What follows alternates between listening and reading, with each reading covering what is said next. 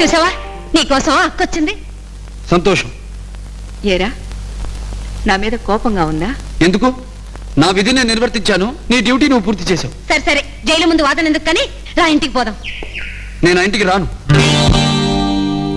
ఒరే ఒరే ఒరే, అక్క మీద కోపం కడుపులో పెట్టుకోలే కదా ఇలా మాట్లాడుతున్నావు? కాదు, ఈ రోజు నుంచి నేనుగా బ్రతకదలుచుకున్నాను. అంత ప్రయోజకుడివయ్యావా? ఒకసారి జైలుకు వెళ్ళొచ్చాను కదా. అయిన వాళ్ళందరికి దూరం అయి నువ్వు సాధించేదేమిటి? నీకు తలవంపులు తీసుకురాను. వేరుగా ఉన్నందువలన నా వ్యక్తి స్వాతంత్రాన్ని నేను కాపాడుకున్న వాడిని అవుతాను. కుటుంబం కంటే నీకు ఆదర్శాలే ముఖ్యమా? ముఖ్యమే కాదు, ప్రాణం కూడా. అలాగైతే మా ఇంటికి రారా. మహాలక్ష్మి, కారెక్కు. అది కాదక్క, కోర్టులోని తిక్క సమాధానాలు చెప్పిన వాడు ఇక్కడ సక్రమంగా మాట్లాడతాడా? రవి, నేను కన్న తల్లిని కాకపోయినా తల్లిలా పెంచాను.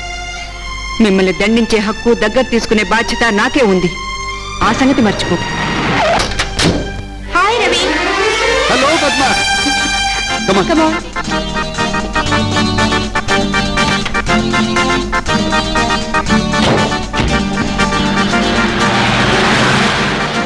అక్క, ఈ పిల్లే కదక్క ఆ రోజు కోర్టులో తమ్ముడు ముద్దు పెట్టుకున్నాడని చెప్పింది.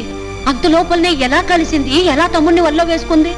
అమ్మో అమ్మో, ఇది కలికాలం అక్క. అసలు ఈ ఆడపిల్లల్ని నమ్మకూడదు అనుకో. పద. ఊరికేట్టుకుంటాను. జరిగిందంతా నాకు తెలిసింది. అమాయకురాలైన సరస్వతి ప్రాణాలు తీసిన వాళ్లను నేను ఊరికే విడిచిపెట్టాను. వాళ్ళంతా చూస్తాను. వాళ్ళని మనం ఏం చేయలేం బాబు. వాళ్ళ చేతిలో డబ్బు ఉంది, అధికారం ఉంది. నా మీద అభిమానంతో నువ్వు సిక్కులు అమ్మడమాకై. మన దగ్గర అధికారం లేకపోయినా నిజాయితీ ఉంది, డబ్బు లేకపోయినా గుండె ధైర్యం ఉంది. అదే చనిపోయిన సరస్వతి ఆత్మకు శాంతిని కలిగిస్తుంది.